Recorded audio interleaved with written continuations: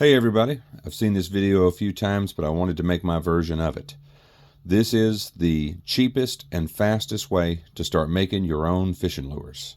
I'm pretty sure, except for the microwave, I have everything needed here on camera to get the whole job done. We have our molds. This one I went ahead and filled up. You don't need to watch me do the melting and injecting. If you want to watch someone do it correctly, go to World's Worst Fishing. If there is any question you have, I promise you that guy's got a video of it.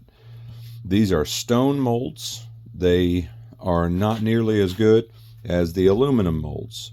The biggest hang up that I have found is that if you do not use worm oil, and if you're new to it, just think of it as mold release. If you do not use worm oil, the plastic will stick to these like nobody's business. And it took me a long time when I first got started to get all of these 3-inch larvae out of these molds. They did not come out pretty. They came out in pieces, a lot of failures. So this, as I just said, is the 3-inch larva. And in a second, I'm going to take the 1.8-inch hellgrammite out of here. This is fat fish. Got this on Amazon. Less than 30 bucks, I believe. So in case you were wondering what they look like, that is them right there. I have caught bluegill, crappie, and bass on those, rigged up on a drop shot rig. Okay, so now you can see we got clamps. You don't need clamps like this. These are just nicer ones I got. And also, speaking of Amazon, I got this. Now, this on Amazon's picture looks a lot like this. As you can tell, it's not the same, and as you might have guessed, I thought this was this, which is why I own it. Anyway, this cost $25. I didn't throw it away, I just now use it for my smaller molds. It works perfectly fine. This unscrews so that you can get down in here and get any plastic that might have got in there. Push the plunger in, you push the cap on and turn it, and now you can pull the plastic in, put that onto the hole in your mold. You push it down until you feel pressure, hold pressure for a second, and then top up the reservoir before you put this down. If you don't top up the reservoir, you can have holes in your baits. As things get cold, they shrink, and it's going to pull from this reservoir, and some of your top lures may not have enough plastic to pull into the heads. So just make sure that reservoir is topped off. Now, when you're heating it up, as you can see, I have it in one of these mixing cups. This is the 1 cup. I also have a 2 cup. Most of the small stuff that I do, I use the 1 cup. Next is a stirring rod. Most people use butter knives. I just had some aluminum laying around. I would suggest the butter knives because they're steel, and the aluminum heats up real fast once you put it down in here. But this was free. And now we have the mold, we have the clamps. Here we go. The absolute cheapest laser thermometer I could find. You don't need this, but it's nice to have to make sure you don't scorch your plastic. If you scorch your plastic, it gets real dark, and also the flake and glitter that you put in will start to fold, because don't forget it's made of plastic. So if it heats up, it'll deform. This is the glitter that I use. Got it from Walmart. I have not tried any glitter or flake from a reputable company when it comes to lure making. This has actually been working just fine, so I'm not changing what's still working.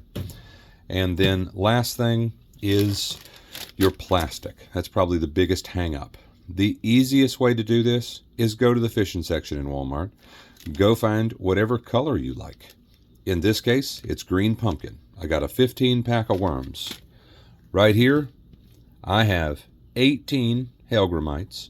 I got 6 more in here, and I still got this much plastic left.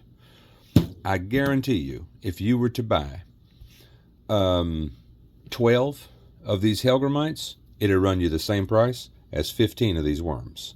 So I am making a ton of baits for the price of 1 packet of worms.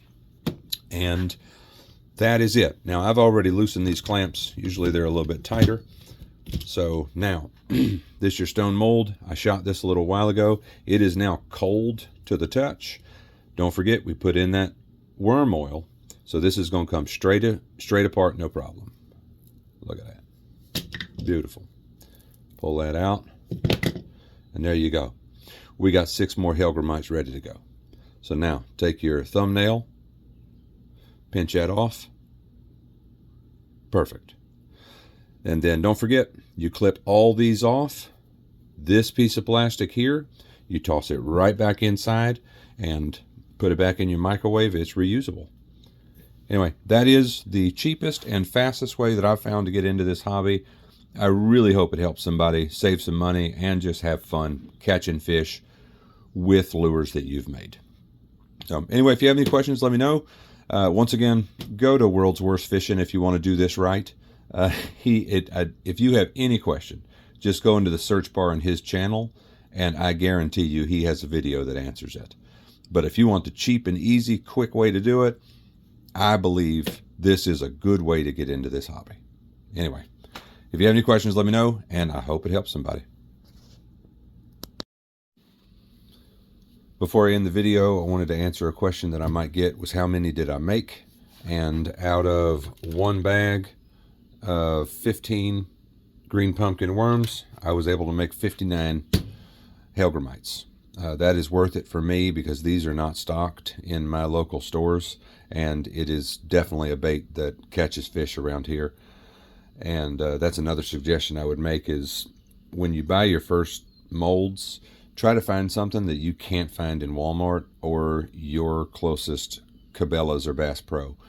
That way it's more rewarding because you're sending lures out there that the fish haven't seen, and you have something that other fishermen next to you don't have. The next one that I'm going to get is from Bug Molds, and it's a tadpole. It's one that I've never seen in a store, so I'm going to snatch it up too. And also it is going to be another one that I'll be able to use this small Amazon injector with. But anyway, that's it. Made 59, and this is how much plastic I have left. So I can't make any more out of that because I'll suck air up into my injector. So I'm just going to add that to all of my leftover plastic, melt it together, and see what color comes out. All right. Y'all let me know if you got any questions. I really hope this helps somebody save some money and have some fun. Y'all take care.